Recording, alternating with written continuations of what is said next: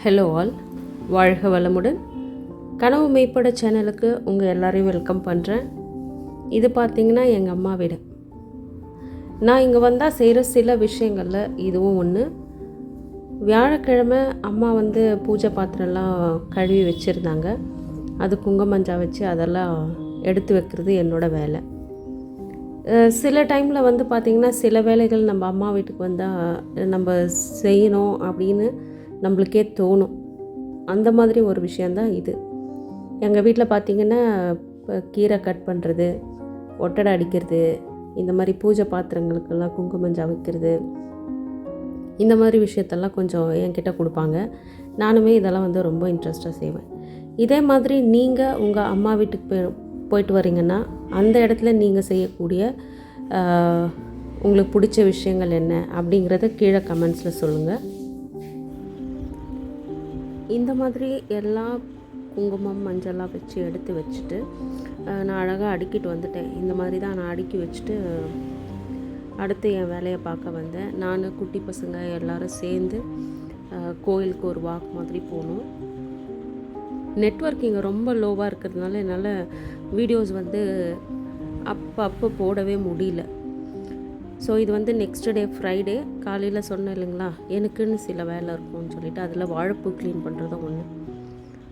வாழைப்பூ பார்த்திங்கன்னா ரொம்பவே மருத்துவ குணங்கள் நிறையவே இருக்குங்க.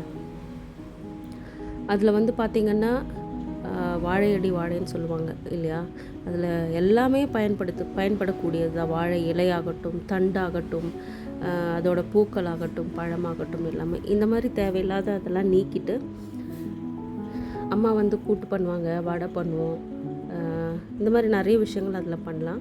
இதை க்ளீன் பண்ணும்போது பார்த்திங்கன்னா நல்ல பெருசாக இருக்கிற பூவில் பார்த்திங்கன்னா முதல்ல மலர்ந்த பூவில் தேன் இருக்குங்க, ஒரு ஜெல் மாதிரி இருக்கும். அது ரொம்பவே டேஸ்ட்டாக கூட இருக்கும். ஹனி அது ஒரு ஃப்ளேவராகவே இருக்கும். அது பார்த்திங்கன்னா அது எப்படி எக்ஸ்பிளைன் பண்ணவே முடியாது. ஸோ அந்த மாதிரி நீங்கள் வாழைப்பூலேருந்து அந்த தேன் எடுத்து சாப்பிட்ருக்கீங்களான்னு எனக்கு கொஞ்சம் சொல்லுங்கள்.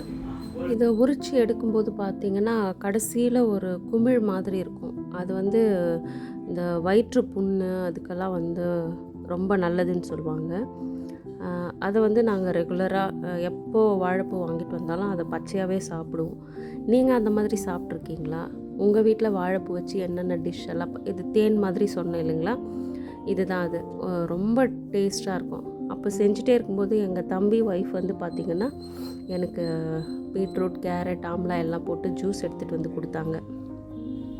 ஏபிசி ஜூஸுன்னு சொல்லிட்டு பசங்க எனக்கு எல்லாருக்கும் இதை தான் காலையில் குடிச்சிட்டு நான் குளிச்சுட்டு வந்தேன். அதுக்குள்ளே அம்மா பூஜைலாம் பண்ணிகிட்டு இருந்தாங்க. வெள்ளிக்கிழமை பானகம் வைப்பாங்க. இந்த வீடியோ உங்களுக்கு ரொம்ப பிடிச்சிருக்குன்னு நம்புகிறேன். கனவு மெய்ப்பட சேனலை லைக் பண்ணுங்கள், சப்ஸ்கிரைப் பண்ணுங்கள், பிடிச்சவங்களுக்கு ஷேர் பண்ணுங்கள். தேங்க்ஸ் ஃபார் வாட்சிங்.